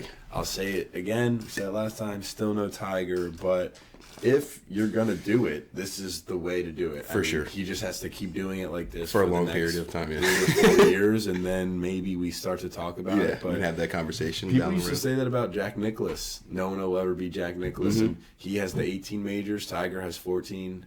Does he have 15 now? No, I think he has 14. So people still say Jack Nicklaus, but obviously Tiger's a part of that conversation. Scottie's doing all he can to get there. I kind of want to compare Scottie now to like mid-2000s McIlroy, because I think when he was on his run. Yeah, McIlroy was the only real other person to ever be like, oh, he's like Tiger. Like I think he was maybe like the first real legitimate #1 for a while after Tiger stopped. Yeah. Poor Mickelson. Mickelson, like, they kind of got at the same time. Yeah, he would have been the #1 like for years if Tiger never was born, but he was, and that's how it goes. That's how life goes sometimes, man. But yeah, so we wanted to touch on golf. Scottie wins again. Not a big tournament, but hey, man, you got to shoot -22 to win it. Good for you. Ridiculous. Yeah. What do we got coming up this weekend, though, Lou? We got some fights. We got UFC 303. Headlined by Pereira and Jiri. Dave, I know this is your bread and butter, so I'm going to let you lead this, and then I'll chime in with what I got, but I know you get all giddy about the UFC. So for sure. I'm very disappointed in Connor dropping out of this one. I wanted to see that Michael Chandler fight, but hopefully we get that soon. But yeah, Pereira versus Jiri is an interesting one. They're fighting for the light heavyweight championship in the UFC. So, interesting fact, Jiri was the champion before, and he never lost his belt. So, the only reason he had to take surgery, he had an injury, but he relinquished the belt. He let everybody else fight with it, fight for the belt, which is very respectful, very honorable thing to do. And so, what weight class is Pereira fighting in today? This is going to be 205. 205. 205, okay, yes. So light heavyweight? Light heavyweight, yep. So the belt's on the line. Jiri came back and fought his way to a belt. I think he had a warm-up fight before this, and he won. But, yeah, we got Pereira versus Jiri in this one. I'm going to go Pereira in this one. Poatan, Shama, let's go. Like, he just gets the job done versus Jiri in this one. Where do you lie on this spectrum? I think I'm going to side with you first. I mean, I trust your opinion, but also, I mean, Pereira's a bad man. I know he got he didn't even get cooked by Adesanya. I mean, he got knocked out, but it was a good fight until he got walloped. Yeah. But he's had a fight or two after that, or not even? After the Izzy fight? Yeah. I mean, he won the belt. Okay. So he came back fine. Mm-hmm. He's a bad man. MF, yeah. And it's like, I've always been confused with fighting when it's like, oh, this dude is 745-0, and then he gets knocked out once or just loses once, and then like you never see him on TV ever again. So just by using the eye test, I mean, and obviously the record, like Pereira's legit. Izzy beat him, but Izzy's one of the best ever. So it's like, again, another thing I don't really understand. Like, UFC's a lot different than boxing as well. The first best guy loses to the second best guy, so then the first best guy is now the eighth. Like, what are we talking about here? So it is what it is. But no, Pereira's a bad guy, man, and like the lack of English he speaks is so scary. Yeah, it makes me feel like he's lost. So scary. So I'm happy to go with him. Yeah, he's tough. Yeah, I don't see Jiri beating him. I mean Pereira at 205 is not. He's not building up too much weight to fight at this weight class, so I don't think the weight's an issue for him. I think 205 is fine with him. He makes that easy, and I think he's just the better man in this fight. Yeah, definitely a bummer that Connor's not fighting, because that duo card would have been really cool to see at the end. For sure. Yeah. Anything else on the card that particularly jumps out to you? For me, not necessarily. What's up with Paddy Pimblett? I need to see that guy again. I know he's not going to be a main event anytime soon, but maybe in like 3 or 4 fights he could be. But I haven't seen him fight in a while. Anything on this not main card that you're interested in? For sure. I have Ian Gary versus MVP. Ian Gary pulled out of a fight, I think 296 a couple months ago. He had an injury, but this guy Michael Venom Page from the UK has been absolutely dominating, ripping shit up, and it's going to be a really, really good fight. Ian Gary's like a wannabe McGregor. Like, he's doing all the things that McGregor did. He's actually an Irish guy. So this is a really, really good fight. I'm going to be locked in for this one, Lou. Better than where's Pat? Oh, Paddy's from Liverpool. Liverpool. Yeah, from Liverpool. Dude, I love Paddy the Batty. I know you just talked about. You don't like him? I do like him, but he's overrated. I think we should put like a bet card together, and I also think sure. that Jiri might get a knockout. Jiri on Pereira? Yeah. Oh, so Jessica's anti-us. Yeah, I know. I'm just saying, I'm all about making the money. Fade us. I don't care who you are to me. Right? Like, yes, all she cares about is dead presidents. I literally just want to make money. Yeah. Fairs. Jessica's a huge dead presidents girl. I don't know what that means, but thank you. You'll learn eventually. Dead presidents, George Washington, Abraham Lincoln, Ulysses S. Grant, Benjamin Franklin. We're literally talking about the dead presidents? Yes. Oh, yes. Right. My dead presidents ain't dead enough. Yeah, but I thought we were talking about like how everyone George Washington. The dead presidents. Reading pieces of paper with dead presidents money. on them. Like money. Yeah. All right, I'm gonna change my every hand. Who's on 10? Oh, Jackson's on 10. That'd be tough. Jackson's on 20. Andrew Jackson. Who's on 10? Who's on the 10? Let me Google it.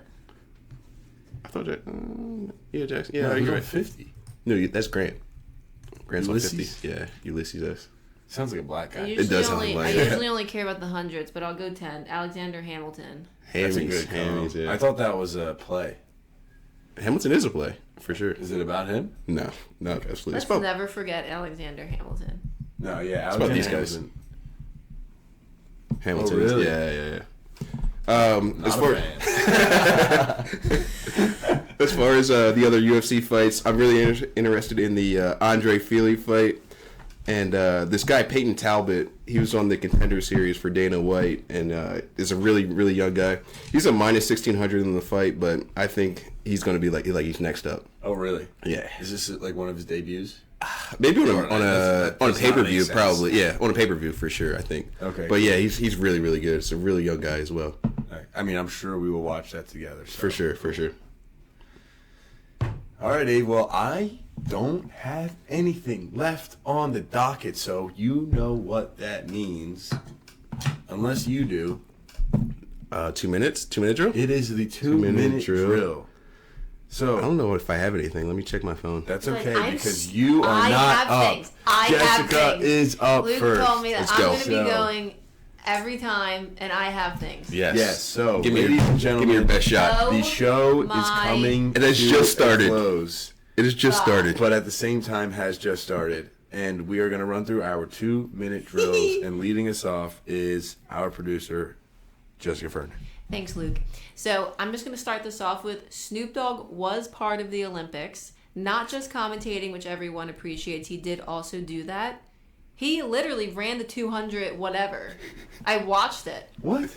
Please watch it. I have to watch this, please. Yeah, please send me the clip. He was like, he was just talking about himself after. It was so funny. He ran it, and he's wearing like a full American flag from head to toe. Yeah, so I probably screamed in the mic. I apologize. He came in last. Please confirm that he came in last. Snoop Dogg's an absolute legend. Came in last, but how old is he? Come on. No. I mean, yes, obviously he's going to come in last, but he ran against real Olympians. Yes, he did. I got to see that clip. I don't know how he got entered into the race. That's the 2 minute drill we need. Not done. Oh, Secondly, yeah, I don't know why it always has to happen to us. He might be great, good, I hope. The TikToker that we got on the Sixers, Jared McLean. Oh, I paint my fingernails and do TikTok. Yeah, and guess what? He's good. Guess what? He was really good. He did the, the Sixers photography stuff already, doing TikTok dances. TikTok. Yeah, I saw that. TikTok. Hey, what do you got?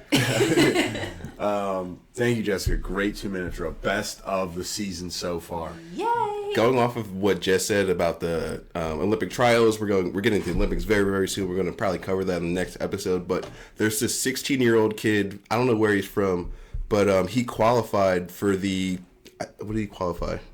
For the 400-meter final for the U.S. Olympic trials. 16 years old. Unbelievable. By himself? By himself, yeah. Oh, wow. And it wasn't a relay. It was strictly him. You have a name? Quincy Wilson. Wow. Yes. Brother? Yes. Yeah, obviously. Shout out Quincy Wilson. That's Wilson. Incredible. That's awesome. Last time we dropped a little note on, now that we're getting older, when we were young, it was just cool. Oh, the youngest guy, I'm going to root for him. Now it's that's incredible. It's unbelievable. Dude, there are adults. You're running against people with children. You're 16. And these guys have trained their whole lives to do this. Yeah, it's unbelievable. And you're beating them. Really good for that kid. That's really incredible. Good luck, Quincy. I hope you... Quincy Wilson, let's do it. Remember the name. Yeah, there was a young kid. I don't know if it's the same guy, but I think he ended up not qualifying, actually. And he was 15 or 16. And he was so humble and just happy for the opportunity. He was like, I'm young. I'm blessed to be here. I didn't qualify, but I'm running against full-grown adults. I'll get them next time. Yeah. I'm 16. Yeah. And I was like, you know what? It's good to see. There's freaking good kids out there. And honestly, I've seen that a few times, and I think it's because we're so used to watching these professional sports. But when you get the Olympics, it's people who are literally putting not only they're putting seconds of every single thing they have. I just watched a diver, and the dad. It's literally a male diver. He qualifies. The dad's crying, and they interview him. He's like, I'm just so honored for the time, the experience. Mm-hmm. It's just so great to watch. I literally cry so much during the Olympics. It's crazy. The Olympics are special. They are really, so really special, cool. And it's worldwide. I still will be an Olympian. I don't know how.